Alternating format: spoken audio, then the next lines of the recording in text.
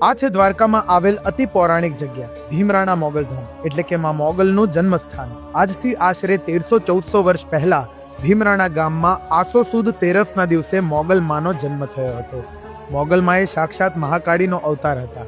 મોગલ માના પિતાનું નામ ચારણ દેવસુર ઘાંઘણિયા અને માતાનું નામ રાણબાઈ માં હતું. આ માત્ર મંદિર નહીં પરંતુ માનું જન્મસ્થળ છે. મોગલ માને મૂંગી આઈ, માગલ આઈ, રાધેશ્રી આઈ, શિરોમણી આઈ જેવા અનેકો નામથી પણ સંબોધવામાં આવે છે.